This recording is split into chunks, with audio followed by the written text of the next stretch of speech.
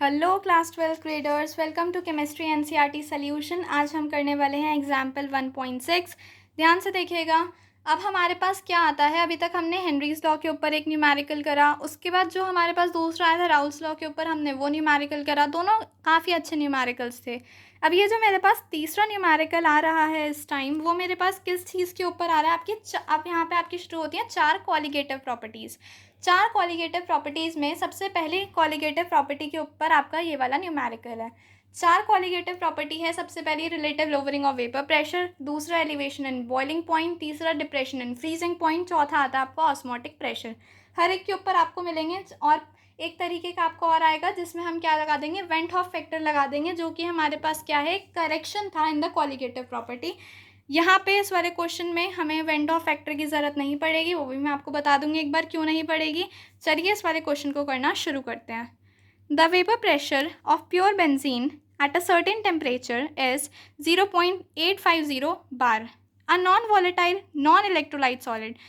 अब जब हमें आई का फैक्टर आता है ना, वो तब आता है जब वो या तो इलेक्ट्रोलिटिक सॉल्वेंट हो, इलेक्ट्रोलिटिक सल्यूट होता है, जो क्या कर जाते हैं, या तो एसोसिएट कर जाते हैं या डिसोसिएट कर जाता है सॉल्वेंट में। लेकिन हमारे पास यहाँ पे क्या दे रखा है, नॉन इलेक्ट्रोलाइट दे रखा है। ना ही मतलब वो कहीं पे जाके एसोसिएट कर रहा है, ना ही वो डिसोसिएट कर रहा है, ना ही वो वोलेटाइल है। तो इसमें अगर हम देखें आई की वैल्यू कितनी हो गई, 1। वेंट ऑफ फैक्टर यहाँ पे कितना है, 1 है। तो हमारी colligative properties as it is use करी जा सकती हैं। weighing 0.5 gram when added to 39 gram of benzene, molar mass इतना दे रखा है। Vapour pressure of the solution then is 0.845 bar. What is the molar mass of the solid substance? Colligative property का है भाई। कॉलिगेटिव प्रॉपर्टी में relative lowering of vapour pressure हो रही है। साफ साफ पता चल रहा है कि हमें पहले क्या दे रखा है, प्योर सॉल्वेंट का दे रखा है, उसके बाद हमने एक उसमें नॉन इलेक्ट्रोलाइटिक सल्यूट डाल दिया है, उसके बाद का दे रखा है। तो इससे हम बिल्कुल क्लियरली पहचान सकते हैं कि ये रिलेटिव लोवरिंग का है। और ज़्यादातर जिसमें भी हमें मोलर मास निकालना होता है सॉलिड सब्सटेंस का, वो ज़्यादातर हमारे क्वेश्चंस कॉलिगेटिव प्रॉपर्टीज़ के ही होते हैं, क्योंकि कॉलिगेटिव प्रॉपर्टीज़ का मेन यूज़ ही यही था कि हम क्या निकाल पाएँ, मोलर मास निकाल पाएँ किसी भी अननोन सल्यूट का। सबसे पहले मैं आपको इसका एक बार फॉर्मूला भी बता देती हूँ। फर्स्ट कॉलिगेटिव प्रॉपर्टी का क्या होता है, P0A minus PA upon P0A is equals to Xi, यानी कि relative lowering of vapour pressure is equal to the mole fraction of the solute that is present in the solution. इसको मैं एक और तरीके से लिख सकती हूँ, P0A minus PA upon P0A। A solvent के लिए है, बी सल्यूट के लिए है, पहले भी बता चुकी हूँ, NB upon Na plus NB। अब अगर मेरे पास क्या है, सल्यूशन क्या है, मेरे पास डाइल्यूट है। डाइल्यूट का मतलब क्या है, मतलब मेरे पास जो मोल्स ऑफ सॉल्यूट हैं वो मेरे पास सॉल्वेंट की कंपैरिजन में काफ़ी कम है। तो मैं NB को क्या कर दूंगी, NB अगर मेरे पास काफ़ी कम है Na से, ये ज़्यादातर जब मेरे पास 5% कंसनट्रेशन होती है तभी तक हम मानते हैं, तो हम क्या कर देंगे, NB को डिनोमिनेटर में नेग्लेक्ट कर देंगे और हमारे पास NB अपॉन Na आ जाएगा। ठीक है, तो हमारे पास क्या फॉर्मूला बन गया, P0A minus PA upon P0A is equals to NB upon Na। ये बात याद रखिए, ये आप नेग्लेक्ट तभी करेंगे जब हमारे पास डाइल्यूट सोल्यूशन हो। अगर सोल्यूशन डाइल्यूट नहीं है तो प्लीज़ नेग्लेक्ट मत करिएगा, आंसर गलत आ जाएगा। एनसीईआरटी में एक क्वेश्चन ऐसा भी है जिसमें हम नेग्लेक्ट नहीं करेंगे, वो भी मैं आपको जल्दी ही करवाऊँगी।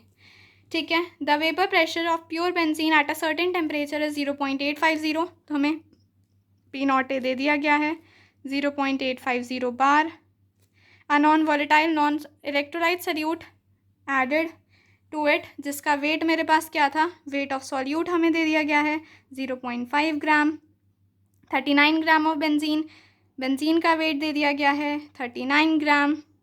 मोलर मास हमें दे दिया गया है 78 ग्राम। हमें MB निकालना है, ये हमें नहीं पता है। और जो वेपर प्रेशर है, यानी कि सॉरी आपको दिख नहीं रहा होगा, जो वेपर प्रेशर है वो हमारे पास क्या है, PA, जो अब फाइनल हो गया, जब हमने सोल्यूशन का जो वेपर प्रेशर है, जब हम सॉल्यूट डाल चुके, कितना हो गया वो 0.845। मतलब बेसिकली क्या हुआ है, मेरे पास वेपर प्रेशर कम हुआ है। और यही है हमारे पास relative lowering of vapour pressure की, पहले के मुकाबले में जो मेरे पास सॉल्वेंट था उसके कंपैरिजन में जब हमने सॉल्यूट डाल दिया तो वेपर प्रेशर क्या हो जाएगा, हमारे पास कम हो जाएगा।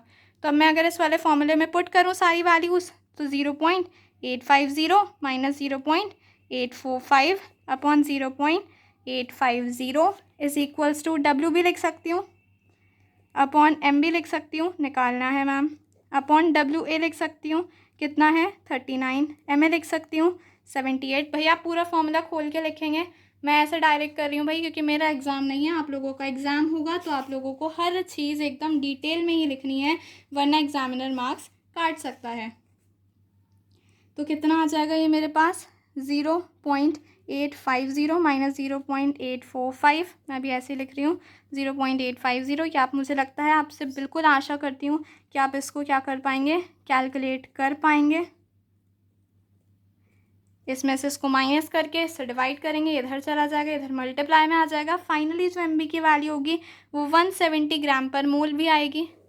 भाई अगर हम इतनी बड़ी बड़ी कैलकुलेशन अभी करने लग गए इसी वीडियो के ड्यूरेशन में, तो वीडियो का ड्यूरेशन 5 to 6 मिनट से बहुत ज़्यादा चला जाएगा और मैं आपको कम टाइम में ज़्यादा कंटेंट डिलीवर करना चाहती हूँ। मैं यहाँ पे आपको कॉन्सेप्ट बताऊँगी, वैल्यूज़ पुट करके दूँगी, लास्ट में सोल्यूशन आप खुद कर लेंगे। फिर भी अगर दिक्कत आती है तो आप कमेंट सेक्शन में कमेंट करिए, मैं आपको वहीं पर रिप्लाई भी कर दूँगी कि कैसे आया है।